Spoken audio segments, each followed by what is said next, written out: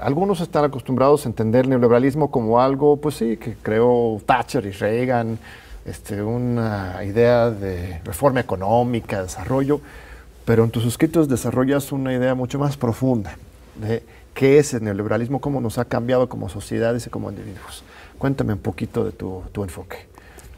El análisis que propongo del neoliberalismo como época histórica la ve instalada en el derrocamiento antidemocrático, con el uso incluso de las Fuerzas Armadas en Chile, para deponer el gobierno democráticamente electo de Salvador Allende en 11 de septiembre de 1973, y a partir de ahí se ensayó en nuestra región un modelo económico que posteriormente fue conocido como el Consenso de Washington en el año de 1989, 16 años después, a que ya estaba concurriendo con medidas específicas sobre la región.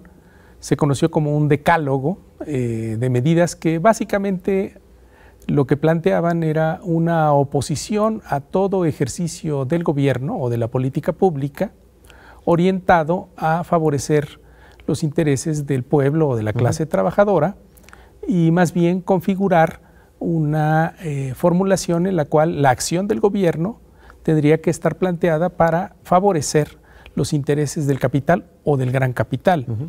En mi enfoque, por esa razón, el neoliberalismo, para ser bien analizado, tiene que ser visto corriendo su tiempo hacia atrás, que lo ubicaríamos en los debates de la Europa de los años 20, en el periodo de entreguerras, y hacia adelante, ya en la conversión que estamos viviendo, de un paso en donde el neoliberalismo hace una clara afinidad electiva con lo que en términos clásicos podríamos llamar la propuesta del fascismo clásico. Es decir, este umbral en donde el neoliberalismo global se parece cada vez más a las políticas que hubiera imaginado o el construir y desarrollar a nivel del mundo entero la posibilidad de que el fascismo se hubiese establecido.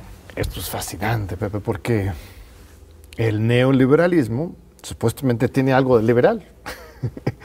Y el liberalismo se supone que es antifascista, puede ser incluso conservadora, promercado, etcétera, pero si se define de alguna manera es antifascista, ¿no? Incluso hay intelectuales de derecha, como Enrique Krause, que se definen como liberales antifascistas, pero tú estás diciendo que este neoliberalismo tiene una elección afinitiva, citando a Weber, entiendo, con el fascismo. ¿Cómo vinculas esas dos cosas?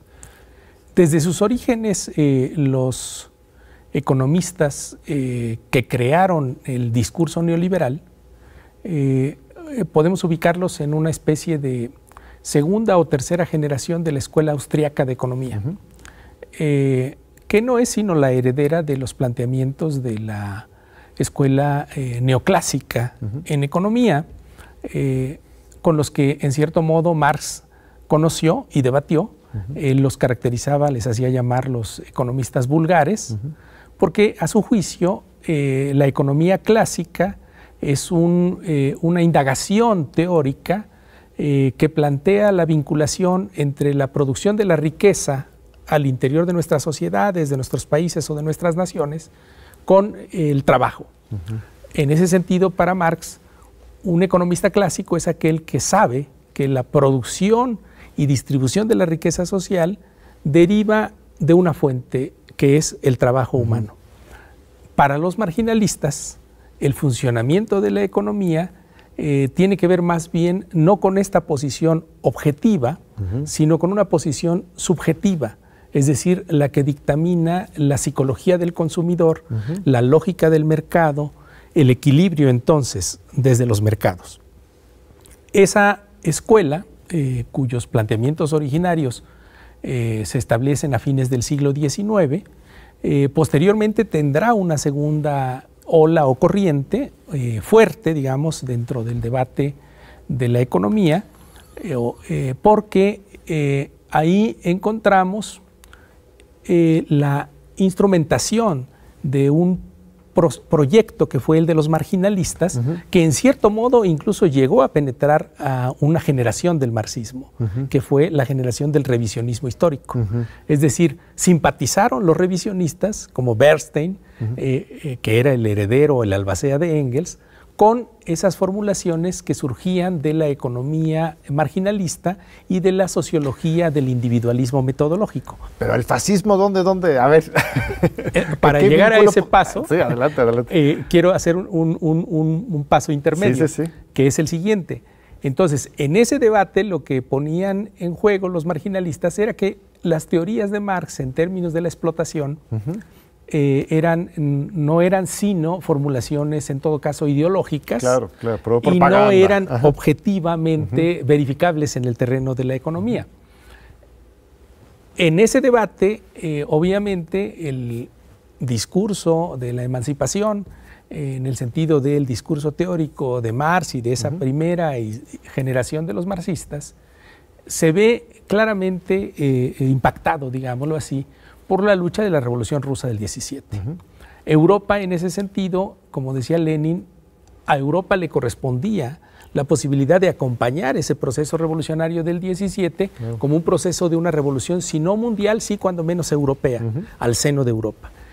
Y ahí el debate se dio en términos de que lo que aconteció fue la primera llamada guerra mundial, primera guerra europea, y algunas partes de la socialdemocracia hicieron brazo con el proyecto, digámoslo así, de confrontación de los ejércitos nacionales en lugar de esta idea de la confrontación entre las clases de los trabajadores y la del capital.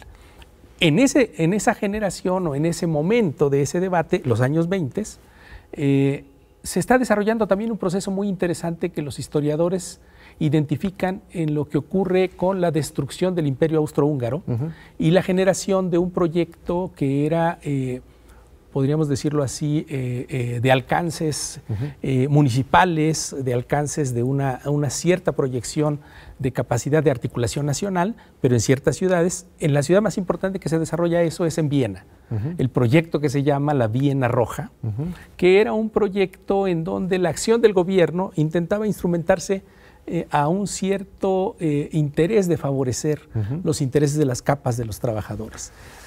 En oposición a ese discurso y práctica de la llamada Viena Roja, que articulaba también ejercicios de interpretación de ciertos economistas sobre las cuestiones del equilibrio, del mercado, de la proyección de la economía, es que se generara la oposición que da lugar a la segunda generación de los economistas neoliberales. Y el fascismo.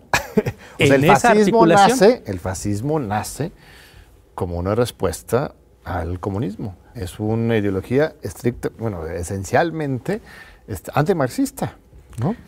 Y en esa manera, el neoliberalismo hoy, que también es antimarxista, antitrabajador, ¿sería su continuidad? ¿O estoy ya vulgarizándolo demasiado? No, yo creo que hay elementos para mirarlo de esa manera, con fundamento. El fundamento histórico que yo encuentro es justamente que los padres fundadores del neoliberalismo, en ese sentido, von Mises, y quien fue después su alumno, von Hayek, y después en su emigración hacia Estados Unidos en la Escuela de Economía de Chicago, Friedman o Haberler, son justamente los que animarán posteriormente toda la formulación neoliberal, en el sentido de que toda intervención del gobierno es una intervención que desestructura el equilibrio natural que tendría que formular el mercado. Y toda intervención del gobierno, en ese sentido, como políticas públicas o como uso del aparato estatal para la formulación de los neoliberales, que además, en términos de su propuesta de interpretación a propósito de la ciencia o a propósito de incluso la manera en la que miran la intervención de la gente, de la persona sobre ese nuevo Dios que se ha estructurado en el sistema como el mecanismo del mercado, pues justamente por esa razón la posición con el fascismo histórico, el que fue el fascismo clásico en el suelo europeo, justamente plantea una articulación muy interesante. En aquel momento podríamos hablar de una suerte de totalitarismo desde el Estado, o sea, desde un tipo de Estado que intenta barrer con toda oposición Italia y Alemania en Italia y particular. Alemania, y posteriormente España con Franco.